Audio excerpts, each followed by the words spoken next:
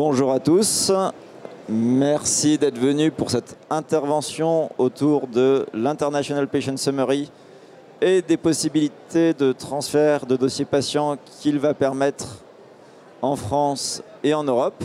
L'idée, c'est de vous présenter aujourd'hui une expérimentation qui a été faite entre Chalon-sur-Saône et la Mayenne dans le cadre du projet européen XShare, qui est l'un des projets d'expérimentation autour de l'espace européen des données de santé. Donc, je vais laisser Vincent présenter leur projet en Mayenne. Bonjour, alors on va faire ça en binôme avec Émilie Boudonnet, qui est infirmière responsabilité populationnelle. On va d'abord présenter la plateforme, qui est un concentrateur de données avec différents services. Et ensuite, on va montrer que ça permet d'exporter un European Patient Summary en Fire. Émilie expliquera l'impact réel que ça a, parce que la technologie, c'est bien, mais c'est très important de voir l'impact réel que ça peut avoir sur le terrain. Je vais résumer rapidement la plateforme. C'est une plateforme qui est au-dessus des différents DPI et des gammes, et on a 3 types de services. On va dire qu'on a un socle ville-hôpital qui est constitué des fonctionnalités suivantes. Vous avez l'accès à 340 000 DPI de 6 hôpitaux du GHT, et il y a des partenaires extérieurs, donc de la ville, comme un laboratoire de ville qui souhaite rentrer. Les médecins de ville se connectent avec une carte CPS, donc c'est sécurisé. Il y a aussi un accès au DMP. En complément, comme le cercle de soins est défini, ce n'est pas seulement le médecin de ville, c'est aussi le pharmacien ou l'IDEL, par exemple, mais ça peut être d'autres professionnels. Ils sont notifiés de la prise en charge du patient, arrivée aux urgences, hospitalisation, sortie ou décès. Donc là, on a déjà un partage de données médicales. Mais partager des données, c'est bien, mais il faut pouvoir échanger. Donc on a ajouté un annuaire interactif qui est connecté à l'annuaire e-santé avec un espace de discussion. Là-dessus, on a greffé 2 types de services supplémentaires, des services qui existent déjà, mais qui en général sont plutôt en silo, comme la téléconsultation, la téléexpertise et les demandes semi-urgentes. Et ensuite, on a travaillé sur tout ce qui était responsabilité populationnelle, c'est-à-dire qu'une fois qu'on a le socle, les éléments amont, ville, hôpital, on peut avoir des parcours hôpital-ville avec une stratification des patients fondée sur des données structurées, parce que les données qui sont importées sont structurées, et ça permet de générer des parcours et d'intégrer les différents professionnels. Voilà, ça va reprendre ce que j'ai dit. En fait, vous avez les DPI des différents établissements. On est en train de tous passer sur sillage, mais lorsqu'on a commencé, il y avait 3 DPI différents, notamment DXCare et Crossway. On a gardé un lien avec Inlog pour la biologie, donc c'est multi-DPI, on est passé sous sillage. Donc il y a différents établissements, et je répète, le but c'est de l'ouvrir aux acteurs de ville. Vous avez 2 types de données. Il ne s'agit pas d'importer tout le DPI, on importe les 2 dernières années avec les éléments jugés essentiels, c'est-à-dire tout ce qui est compte-rendu d'hospitalisation, l'aide de liaison, et ça c'est tout ce qui était non structuré. Et en structuré, vous avez notamment la biologie, les antécédents, les traitements, etc. Et peuvent y avoir accès les médecins traitants, paramédicaux, pharmaciens, l'ensemble du cercle de soins. Et on applique la matrice de l'arrêté de 2023 qui est avec les mêmes règles d'accès que le DMP. Voilà, bon, ensuite voyons voir ce que ça donne en pratique sur les données. Donc par rapport aux données, là on prend un exemple d'un patient diabétique où sur la plateforme MyVilop, on peut récupérer ses antécédents, les comorbidités, la biologie, l'historique de prise en charge et différents éléments tels que l'IMC, ou le poids, la taille, etc. Donc là, on peut voir que le dossier du patient, sur le dossier en patient, on peut se rendre compte qu'il est diabétique. On voit qu'il est diabétique de type 2. On a les résultats de ces derniers bilans sanguins. C'est un patient qui a tendance à être sédentaire. Et on voit aussi, on a accès aussi à ces traitements, voir ce qu'il prend comme médicament.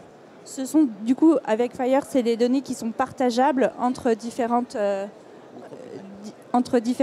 structures hospitalières. Ce qu'on pouvait aussi ajouter, c'est que lorsqu'on a présenté le projet, beaucoup de gens nous ont dit « mais pourquoi vous faites ça? Le DMP le fait déjà ». Et en fait, ce n'est pas du tout la même chose. Le DMP est un recueil d'éléments non structurés qui est accessible aux patients avec une possibilité d'effacer certaines données et qui ne permet pas de requête pour faire de l'aide à la décision clinique. Et donc, nous, on est dans du stockage sur le court terme de données structurées pour les utiliser à des fins de court terme sur le traitement du patient. Donc, ce n'est pas le même but, ce n'est pas la même finalité. Merci.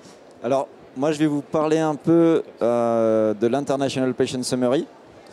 Alors, l'International Patient Summary, c'est une spécification internationale poussée notamment par l'OMS, l'Organisation mondiale de la santé, afin d'avoir un carnet de santé numérique partageable au niveau mondial. Ça n'est pas une théorie, c'est-à-dire que c'est en production à l'heure actuelle dans certains pays.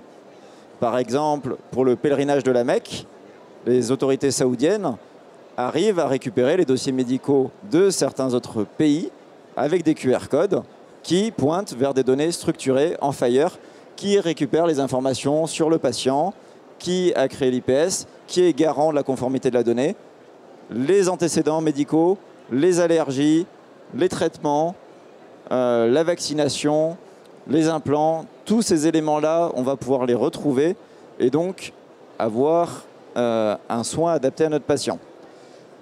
En Europe, dans le cadre de l'EHDS, on travaille à la création de l'European Patient Summary, donc la déclinaison européenne de ce carnet de santé numérique. Le but, ça va être que dans l'espace européen des données de santé, qui a été voté il y a quelques mois et qui va s'imposer à tous d'ici quelques années, éditeurs, hospitaliers et institutions, à tous ceux qui produisent et consomment de la donnée de santé, c'est qu'ils soient capables d'échanger les données de santé à ce format-là. Dans le cadre de la mise en place de cette EHDS, il y a plusieurs projets, notamment celui dont je parlais, le projet XShare, qui visait à exporter les données du patient pour notamment qu'ils puissent les réutiliser dans d'autres établissements. Donc nous avons décidé avec la Mayenne et avec l'hôpital de Chalon-sur-Saône de tester, voir comment cet IPS pouvait être mis en marche réellement.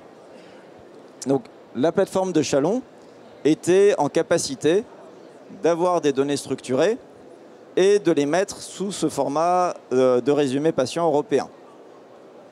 Nous avons une application de démonstration qui a été capable du coup d'exporter ces données sous forme d'un bundle FHIR, donc au format de l'European Patient Summary, d'être déposé dans le DMP, puisque ce n'est rien d'autre qu'un fichier texte, et depuis mon espace santé, de l'envoyer par MSS Santé sur la plateforme de Laval.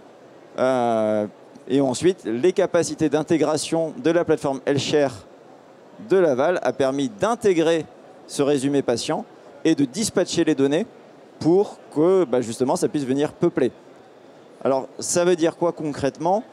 Quand mon patient diabétique qui est en vacances à Laval et qui vient de Chalon arrive avec son résumé patient. Donc en pratique, comment ça se passe? On va comparer les deux prises en charge avec le partage des données et sans le partage des données. Donc, sans le partage des données, le patient va arriver aux urgences où le médecin qui le prend en charge ou l'équipe qui le prend en charge va devoir refaire tout un questionnaire clinique pour récupérer les données du patient, comme ses antécédents, ses interactions médicamenteuses, ses allergies, etc. Il va devoir tout retranscrire sur le dossier patient. Il va aussi devoir refaire des examens complémentaires, refaire une prise de sang si besoin, refaire des scanners IRM en fonction de la situation et ensuite prendre une décision clinique. Donc ça, en attendant d'avoir les résultats de tous ces examens-là, ça peut mettre 2 à 3 heures. Dans le cadre d'un transfert de dossier avec EPS, on va pouvoir déjà, au départ de la prise en charge du patient, avoir des informations sur les antécédents du patient. On va déjà savoir qu'il est diabétique. On va déjà connaître déjà avoir accès à son ordonnance de traitement. On va connaître ses intolérances médicamenteuses. Et donc ça, c'est important dans la prise en charge du patient diabétique. On imagine, c'est un patient qui arrive, qui a besoin d'être mis sous un traitement sous corticoïde. Il faut savoir que quand un patient diabétique a un traitement sous corticoïde, il a besoin d'une surveillance beaucoup plus importante au niveau de son diabète pour éviter de le déséquilibrer. Donc c'est important de savoir pour améliorer la prise en charge et éviter que le diabète se déséquilibre. Donc dans cette situation-là, on a vraiment un gain de temps parce que la prise en charge est beaucoup plus rapide, on n'a pas besoin de refaire différents examens. On a des données qui sont fiables parce que parfois le patient, même à l'interrogatoire, ne sait pas forcément ce qu'il prend comme médicament, ne sait pas s'il a des allergies, ne connaît pas forcément ses antécédents. Donc on peut avoir beaucoup d'impairs. Et comme on n'a pas besoin de refaire des examens, c'est un coût moindre.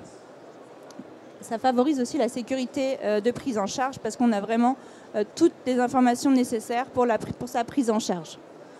Ce qui permet une décision clinique beaucoup plus sécure et beaucoup plus rapide.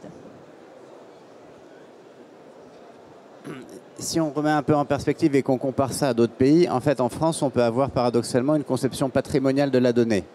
Si on prend l'exemple américain, par exemple, vous pouvez passer d'un hôpital de Los Angeles à New York, s'ils ont tous les deux Epic ou Cerner, avec une fonction d'export-import du DPI, ou sinon, ça peut passer par les HIE. Et ce qui est un peu dommage, c'est que même s'il y a différents DPI qui sont en place, la fonction d'échange de DPI à DPI n'existe pas pour l'instant ou n'est pas complètement développée.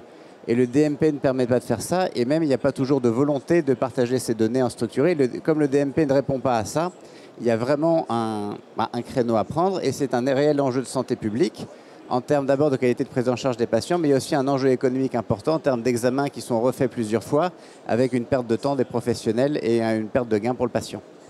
Et j'irai même plus loin. Il y a un enjeu de sécurité et il y a des gens qui meurent dans les établissements aujourd'hui puisque les données ne sont pas connues ou n'arrivent pas à temps. Quand on discute avec les établissements, voilà, ce n'est pas quantifié, mais c'est un phénomène réel. Et surtout, derrière, dans les expérimentations, on voit qu'une fois qu'on a ces données, on peut commencer à mettre en place des règles adaptées, de faire des parcours de soins adaptés aux patients, et donc forcément de diminuer les coûts pour le système de santé, améliorer la prise en charge du patient, et simplement améliorer la santé de la population. Donc voilà. Là, vous avez vu, l'espace européen des données de santé, c'est demain, parce que 2029, quand il faut transformer le système d'information, ça arrive très rapidement. Il y a des solutions techniques qui existent déjà pour permettre d'implémenter. Et surtout, en fait, on se rend compte que la problématique majeure, ça va être d'avoir les données en structuré. Une fois qu'on a les données en structuré, c'est relativement facile de les partager et de les exploiter. Je vous remercie pour votre attention et je vous souhaite un très bon salon.